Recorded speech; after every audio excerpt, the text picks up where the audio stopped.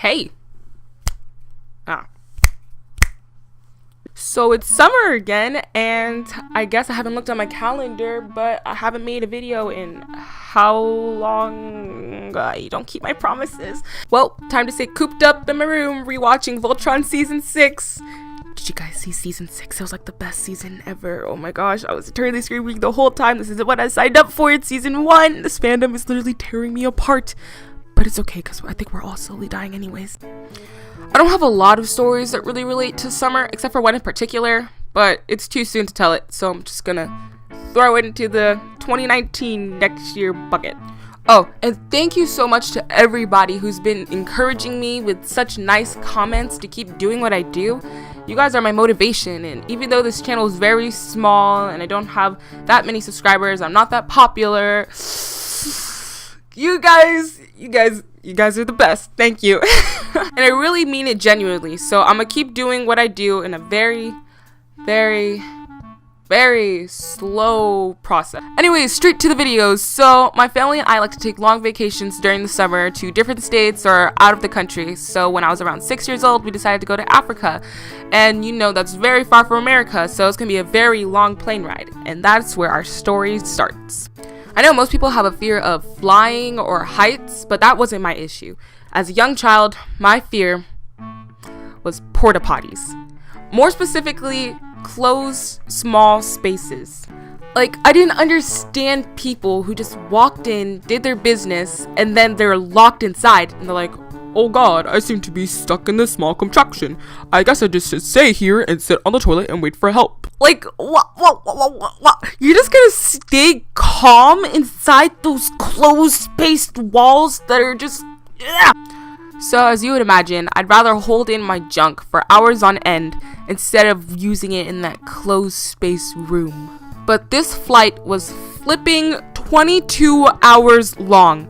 That's literally a full day. Like, you could have at least 4.5 weddings during that amount of time. And it's not actually possible for a 6-year-old me to hold in my junk for that amount of time. So as the brave and risky 6-year-old I was, I got up from my seat, paused my movie, and walked to the nearest porta-potty line, with my dad following close behind. And the thing was that there were 2 bathrooms, and I was actually taking notes and eyeing both of those bathrooms. The first bathroom was like a dream. The door actually worked, the floor wasn't messy, and the lock was actually movable. And the second one was the exact opposite. And I was just thinking in my head, I want number 1, not number 2. But it wasn't up for me to decide, it was the fate of the line. So whoever was next would get whatever bathroom was open. So here I am, standing here anxiously in line, about to pee my pants and crossing my fingers, praying that I would get toilet number 1. And guess what? Ugh! Finally, at the front of the line. Now which? Wait. No. I got toilet number 2. I didn't even want to go inside. I was scared for life. But then there was a big line behind me and I couldn't just stand there. And I didn't want to just let someone cut in front of me because I had to pee bad. So literally my only option was to man it up and actually step inside. But I made sure my dad stayed outside the door the entire time. So then I closed the door very carefully. Then I used the bathroom, washed my hands, and then I walked to the door. And then... What? Why isn't this door opening? Wait, what? Wait, what? My mind had officially flipped the trigger and I was losing it. Okay, so you're stuck. It's alright, let me just walk over here and flip this out. I was crying and yelling like the plane was going down. I could just feel everybody just jolt up in surprise. What the heck is going on in there? I think someone's dying. I sure thought I was gonna die. I was just losing my mind. Thought I was gonna have a funeral after this. Like, oh my god, someone help me. I'm never getting out of here. Help. And the whole time my dad was telling me, calm down, it's okay. And the flight attendants were rushing by and they were like, what's going on?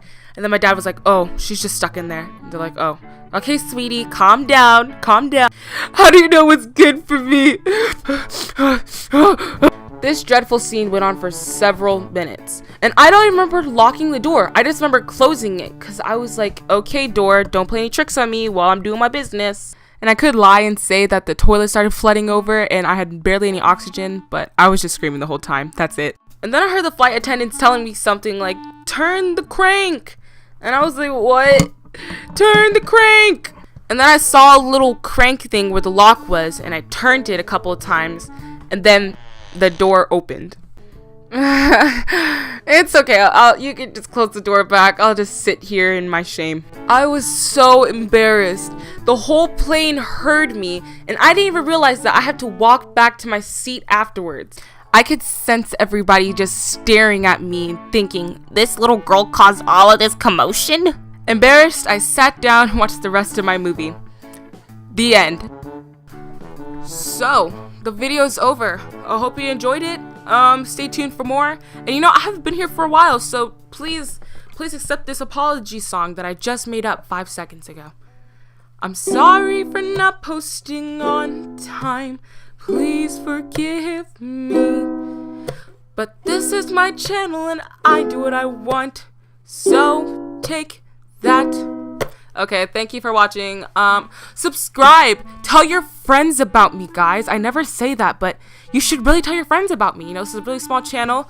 Yeah, you know, let's get up there. Also, if you guys want to give fan art just like this beautiful being up here did, then you should tweet me on Twitter or tag me on Instagram your entries and stuff, and maybe it'll end up in the next video. All right, that's it. Bye.